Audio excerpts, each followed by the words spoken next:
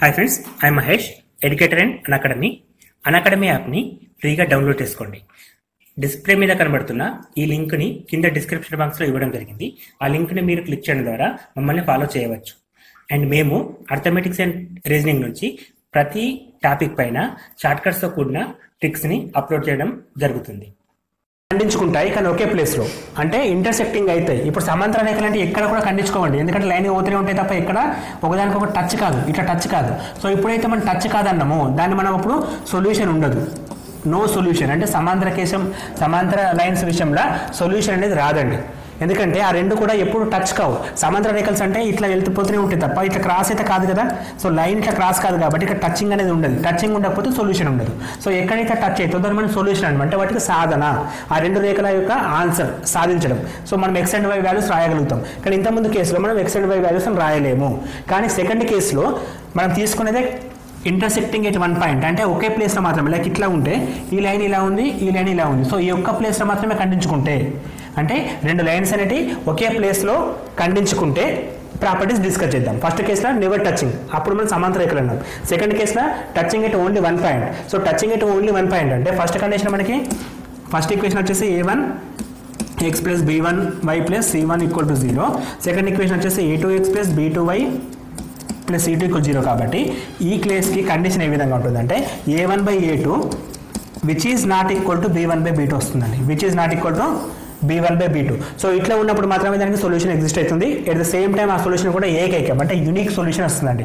అంటే unique solution రావడం జరుగుతుంది, యూనిక్ సొల్యూషన్ ఉంటుంది. ఎప్పుడు అది a1/a2 which is not equal to b1/b2 అయితే దానికి యూనిక్ సొల్యూషన్ అనేది ఎగ్జిస్ట్ అవుతుందండి. యూనిక్ సొల్యూషన్ ఎగ్జిస్ట్ కావడం జరుగుతుంది. సో ఇది సెకండ్ కేసు అండి. థర్డ్ కేసులో ఒకదాని తర్వాత ఒకటి, అంటే ఏకీభవించడం, ఒకదానిపైన ఒకటి ఉండడం. ఫర్ ఎగ్జాంపుల్ ఇది చిన్న లైన్, ఇది పెద్ద లైన్, దీన్ని మనం ఎక్స్టెండ్ చేసుకునే ఫెసిలిటీ ఉంది కాబట్టి ఎక్స్టెండ్ చేసినప్పుడు మొత్తం ఎక్కువ ప్లేస్లో టచ్ అవుతుందండి, ఇన్ఫైనైట్ ప్లేస్లో టచ్ అయిపోతుంది. ఇన్ఫైనైట్ ప్లేస్లో టచ్ అవ్వడం అంటే ఇన్ఫైనైట్ సొల్యూషన్స్ రావడం. సో ఇది కావాలి అంటే మనకి కండిషన్ వచ్చేసి a1/a2 which is equal to b1/b2 and which is equal to c1/c2. ఇట్లా అయితే దానికి మనం ఇన్ఫైనైట్ సొల్యూషన్స్ ఉన్నాయని చెప్పి అంటాం. సో మూడు కండిషన్స్ని ఒకసారి క్లియర్గా రాసుకుందామండి. First case a1/a2 is not equal to b1/b2. So first మనం a1/a2 b1/b2 కంపేర్ చేస్తాం. If it is not equal to వచ్చింది అనుకోండి, అక్కడ మనకి ఓన్లీ వన్ సొల్యూషన్ ఎగ్జిస్ట్ అవుతుంది, ఓన్లీ వన్ సొల్యూషన్ ఉంటుంది. ఇలా కాకుండా a1/a2 which is equal to b1/b2 వస్తే మనం ఇప్పుడు కంపేర్ చేయాలి, దేన్ని c1/c2 కంపేర్ చేయాలి. ఇది నాట్ ఈక్వల్ వస్తే, అంటే ఈ రెండు కరెక్ట్, కాకపోతే థర్డ్ నాట్ ఈక్వల్ వచ్చింది. అప్పుడు ఏమవుతుందంటే నో సొల్యూషన్ అండి, దీనికి సొల్యూషన్ ఉండదు. ఎందుకంటే ఈ రెండు కూడా ప్యారలల్ లైన్స్కి సొల్యూషన్ రాదు. సో ఇది ప్యారలల్ లైన్స్కి కండిషన్, ఇది touching at one point condition, ఇది ప్యారలల్ లైన్స్. అండ్ లాస్ట్ మనం వచ్చేసి infinite lines. For example a1/a2 which is equal to b1/b2 and which is equal to c1/c2 వస్తే దాన్ని మనం సొల్యూషన్ ఉంటుంది, ఇన్ఫైనైట్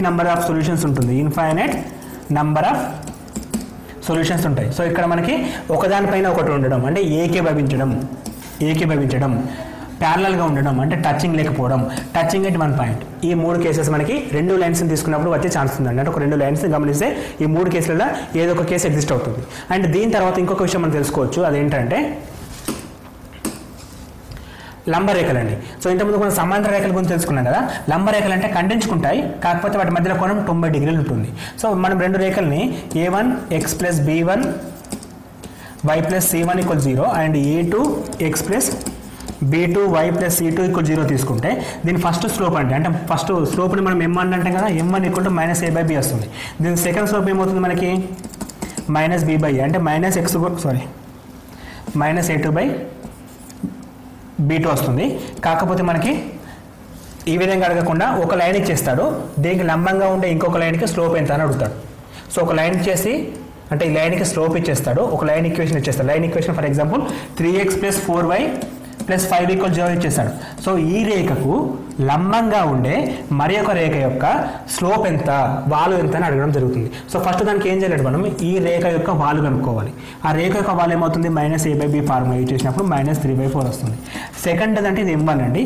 కండిషన్ వచ్చేసి m1 into m2 equal to -1. ఈ condition ప్రకారం మనం m2 వాల్యూ ఫైండ్ అవుట్ చేయాలి. సో m2 వాల్యూ కావాలంటే -a/b అంటే -3/4 ఇక్కడ రాసినప్పుడు into m2 which is equal to -1 minus get cancel and clearly m2 equal to 4/3 వస్తుంది మనకి clearly m2 equal to 4/3 వస్తుంది. సో ఈ 4/3 అంటే ఏంటి? సెకండ్ లైన్కి ఈక్వేషన్ అండి. Second line wall equal to 4/3 వచ్చింది. మనం రెండో లైన్ ని తయారు చేయాలంటే ఇప్పుడు ఈ వాల్ సహాయంతో యాక్చువల్గా వాల్ అంటే -a/b కదా, ఇక్కడ మైనస్ లేదు కాబట్టి -4 ఎందుకంటే -2 ప్లస్ వస్తుంది. సో -4 రాసుకుంటే a equal to -4 b equal to 3 వస్తుంది క్లియర్లీ. సో ఇప్పుడు ఈక్వేషన్ రాస్తే ax plus by plus c ప్లస్లో కాన్స్టెంట్ పెట్టేస్తే ఫస్ట్ రేఖకు లంబంగా ఉండే ఇంకొక రేఖ వస్తుంది మనకి. సో మొదటి రేఖకు లంబంగా ఉండే రెండో రేఖ రావాలంటే ఏం చేసినా మనం ఈ రెండు ఇంటర్చేంజ్ అవుతాయి. అండ్ ఇక్కడ ఫస్ట్ దానికి మైనస్ ఉంటే మైనస్ రాదు, మైనస్ లేకపోతే మైనస్ వస్తుంది. సో ఫస్ట్ దానికి ఇక్కడ మైనస్ లేదు కాబట్టి ఇక్కడ మైనస్ పెట్టినాం, సెకండ్ కేసులో ఏం చేసినాం? ఇంటర్చేంజ్ చేసినాం. ఇప్పుడు మనకి మొదటి రేఖకు లంబంగా ఉండే మరి ఒక రేఖ రావడం జరుగుతుంది. సో రెండు కేసెస్లో ఫస్ట్ కేసులో ఏంటి? సమాంతరంగా ఉంటాయి. సమాంతరంగా ఉంటే ఏ విధంగా ఉంటుంది? 3x plus 4y plus k equal 0 అనే లైన్ వస్తుంది. లంబంగా ఉంటేమో ఈ 3 అంటే 4 ఇటు వస్తుంది, ఈ 3 ఇటు వచ్చేస్తుంది. అండ్ ఇక్కడ k అనేది కామన్, ఇక్కడ మాత్రం ప్లస్ ఇక్కడ ప్లస్ ఉంది కాబట్టి మైనస్ సింబల్ వస్తుంది. సో మనకి ఒక రేఖకు సమాంతరంగా ఉండే ఇంకో రేఖ సమీకరణం యాజ్ వెల్ యాజ్ ఒక రేఖకు లంబంగా ఉండే ఇంకో రేఖ సమీకరణాన్ని ఈ రెండు ఫార్ములాస్ ద్వారా కనుక్కోవచ్చు. సో అట్లే కాకుండా ఈ రెండు లైన్స్ మధ్యలో ఉండే డిఫరెంట్ టైప్స్ అంటే ఒకటి ఖండించుకోవడం, ఇంకొకటి ఖండించుకోకపోవడం, ఇంకొకటి ఏంటంటే ఏకీభవించడం. ఈ మూడు కండిషన్స్ కూడా మనం ఇంతకుముందు డిస్కస్ చేసినాం త్రూ ఓన్లీ ఫార్ములాస్. అంటే మన క్వశ్చన్లో ఏ విధంగా అడుగుతారంటే రెండు లైన్స్ ఖండించుకోవడానికి కండిషన్ ఏంటి, రెండు లైన్స్ ఖండించుకోకుండా ఉండడానికి కండిషన్ ఏంటి, ఏకీభవించడానికి కండిషన్స్ ఏంటి, ఈ కండిషన్స్ అన్ని మనకి పర్ఫెక్ట్గా ఉండాలి. సో ఇది 2 లైన్స్ గురించి డిస్కస్ చేసినప్పుడు మనకు వచ్చే డిఫరెంట్ కేసెస్ అండి, డిఫరెంట్ కేసెస్. వీటి తర్వాత మనం 3 లైన్స్ గురించి డిస్కస్ చేయాల్సి వస్తుంది. ఇక 2 లైన్స్ అయిపోయిన తర్వాత 3 లైన్స్ అండి. సో 3 లైన్స్ని ఒక ప్లేస్లో రాసినప్పుడు జరిగే అంటే మనకి ఏ విధంగా ఏర్పడుతుందో చూద్దాం ఒకసారి. 3 లైన్ తీసుకుంటే సో ఒక లైన్ అండి, ఇంకో లైన్, ఇంకో లైన్, ఇక్కడ 3 లైన్స్ తీసుకున్నాను నేను. ఇక్కడ ఎటువంటి ఒక డయాగ్రామ్ అనేది మనకు రావట్లేదు. ఇలా తీసుకోకుండా ఒక లైను, ఇంకో లైను, ఇంకో లైను ఇలా తీసుకున్నాం. సో ఇక్కడ ఏం జరిగింది? ఒకటి ట్రయాంగిల్ అనేది ఫామ్ కావడం జరిగింది. ఒక ట్రయాంగిల్ మనకి ఫామ్ కావడం జరిగింది. అంటే ఒక త్రిభుజం ఏర్పడుతుంది. అంటే ఒక 3 లైన్స్ని ఒక త్రిభుజం లెక్క కన్వర్ట్ చేయొచ్చు ఒక కేసు, కన్వర్ట్ చేయకుండా కూడా ఉండొచ్చు. అంటే ఒక 3 రేఖలు అనేటి ఒక త్రిభుజాన్ని ఏర్పరచడం ఒక పద్ధతి, ఏర్పరచకుండా ఉండడం ఇంకో పద్ధతి. అంటే మనకి ఇచ్చిన రేఖలు ఒక త్రిభుజాన్ని ఏర్పరచాలంటే నియమం ఏంటి, త్రిభుజాన్ని ఏర్పరచకుండా ఉండాలంటే నియమం ఏంటో మనం తెలుసుకోవాలి. ఇప్పుడు సో త్రిభుజం ఏర్పడాలి అంటే కండిషన్ ఫస్ట్ ఆఫ్ ఆల్ మనం 3 లైన్స్ని తీసుకుందామండి. వాటి లెంత్ కూడా ఉంటుంది. సపోజ్ చెప్తున్నా, ఇప్పుడు మనకి ఒక లైన్ ఏబీ ఉంది కదా. సో దీని పొడవు మనం క్యాలిక్యులేట్ చేయొచ్చు. ఆ పొడవుని మనం లెంత్ అంటాం. సో ఫస్ట్ దాని లైన్ది 3 సెంటీమీటర్స్ ఇచ్చింది అనుకుందాం. సో సెకండ్ లైన్ వచ్చేసి ఏబీ అయిపోయింది కాబట్టి సిడీ తీసుకుందాం. CD equal to 4 centimetres and EF equal to 5 centimetres ఇచ్చాడు అనుకుందాం. First one 3 centimetres, 4 centimetres, 5 centimetres అంటే 3 లైన్స్ అండి. ఒక లైన్ ఇది అండ్ ఇంకొక లైన్ ఇది తీసుకుందాం, ఇంకో లైన్ ఇది తీసుకుందాం. ఇక్కడ పెద్దది 5 తీసుకుందాం, ఇది 4 తీసుకుందాం, ఇది 3 తీసుకుందాం. అండ్ లైన్స్ పేర్లు అయినా సరే ఇట్లా తీసుకోవచ్చు. ఏబి బీసీ సిడి అంటే ఇక్కడ నెంబర్ నేమ్ చేంజ్ అయిపోతే ఏబి ఈక్వల్ టు 3 కాబట్టి ఓకే. అండ్ సెకండ్ది ఏసీ అండి, ఏసీ ఈక్వల్ టు 4 రావాలి. ఇది ఏసీ అండ్ థర్డ్ వన్ వచ్చేసి బీసీ. సో ఇట్లా 3 పేర్లు పెట్టేసుకుని ఒక లైన్స్ వచ్చినాయి. ఇప్పుడు ఇది త్రిభుజాన్ని ఏర్పరుస్తుందా ఏర్పరచదా అంటే కండిషన్స్ ప్రకారం చెప్పాలండి. మనం ఇష్టం వచ్చిన డ్రా చేస్తే అఫ్కోర్స్ ఇట్లా డ్రా చేసినప్పుడు ఏర్పడ్డది, నేను ఇట్లా డ్రా చేస్తే అది ఏర్పడదు కదా. ఇప్పుడు కూడా 3 ఉంటుంది, ఇది 4 ఉంటుంది, ఇది 5 ఉంటుంది, అప్పుడు అది ఏర్పడదు కదా. సో అది ఏర్పడాలి అంటే బేసిక్ కండిషన్ ఏంటంటే ఛాన్స్ ఉందా లేదా. ఛాన్స్ ఉండాలంటే మనకి ఇచ్చిన 3 భుజాలలో ఏ 2 భుజాలను తీసుకున్నా వాటి మొత్తం అనేది 3 దానికంటే ఎక్కువ రావాలి, 3 దానికంటే ఎక్కువ రావాలి. అంటే ఇప్పుడు సపోజ్ నేను 3 భుజాలు 3, 4, 5 అనే లెంత్ తోటి ఇచ్చిన. సో మనం ఏ 2 భుజాలు తీసుకున్నా సరే 3 దానికంటే ఎక్కువ రావాలి. అంటే ఇప్పుడు సపోజ్ నేను ఈ 2 సమ్ చేస్తే 7 వస్తుంది. ఈ 7 అనేది దీనికంటే ఎక్కువ అండి, దీనికంటే ఎక్కువ లేదు. నేను 3,5 చేసిన 3 + 5 ఎంత 8, అప్పుడు కూడా 4 కంటే ఎక్కువనే. లేదు 4,9 తీసుకుంటే 4 + 9 4 + 5 9 అండి, అప్పుడు కూడా 3 కంటే ఎక్కువ. అంటే ఏ ప్లస్ బి అనేది should be greater than C అండి. అంటే 3 దానికంటే ఎక్కువ రావడం, 2 భుజాల పొడవులో మొత్తం 3 దానికంటే ఎక్కువ రావడం. సో ఈ కేసులో వచ్చింది. నేను ఇలా కాకుండా ఒకటి 13, ఒకటి 4, ఒకటి 5 తీసుకున్నాను సపోజ్. ఇప్పుడు 4 + 5 ఎంత 9. 9 అనేది 13 కంటే ఎక్కువ ఉందా తక్కువ ఉంది. సో ఇక్కడ త్రిభుజం ఏర్పడే ఛాన్సే లేదు మనకి. అంటే త్రిభుజం ఏర్పడాలంటే 3 భుజాలు తీసుకున్నప్పుడు ఏ 2 భుజాలు తీసుకున్నా సరే 3వ భుజం కంటే తక్కువ రావడం జరగాలి. అంటే ఏ ప్లస్ బి అనేది గ్రేటర్ దెన్ సి అనేది ఉండాలి. A plus B is greater than C. ఇది ఫస్ట్ కండిషన్ అండి. ఇంకొక సెకండ్ కండిషన్ ఏంటంటే ఏ 2 భుజాల మధ్య భేదం 3 దానికంటే తక్కువ ఉండాలండి. 300 కంటే తక్కువ ఉండాలి. సో ఏ విధంగా 3, 4, 5 ఉంది కదా, మనం ఏవైనా రెండు తీసుకుందాం. For example 4 - 5 or 5 - 4 difference 1. ఈ 1 అనేది 3 కంటే తక్కువ ఉందా లేదా? ఉంది. సో ఇక్కడ 1 డిఫరెన్స్ దీనికంటే తక్కువ ఉంది. ఇట్లా చేస్తే 1 డిఫరెన్స్ దీనికంటే తక్కువ ఉంది. అంటే మనకి ఏ రెండు భుజాలు తీసుకున్నా సరే మూడో భుజం కంటే ఖచ్చితంగా తక్కువ ఉండాలి. మరి ఇక్కడ 13 - 8 13 - 5 తీసుకుంటే 8 వస్తుంది. 8 అనేది 4 కంటే ఎక్కువ వస్తుంది. సో ఇక్కడ త్రిభుజమే రాదు. సో త్రిభుజం రావాలంటే రెండు కండిషన్స్. ఫస్ట్ కండిషన్ ఏంటంటే ఏ రెండు భుజాల మొత్తం పొడవు మూడో దానికంటే ఎక్కువ ఉండడం. రెండో కండిషన్ ఏంటంటే ఏ రెండు భుజాల మధ్య భేదం మూడో దానికంటే తక్కువ ఉండడం. ఈ రెండు కండిషన్స్ సాటిస్ఫై చేస్తుంది ఒక త్రిభుజాన్ని ఏర్పరచడం జరుగుతుంది. అంటే మనకి రెండు కండిషన్స్ బేస్ పైన అది త్రిభుజమా కాదని చెప్పి చెప్పొచ్చండి.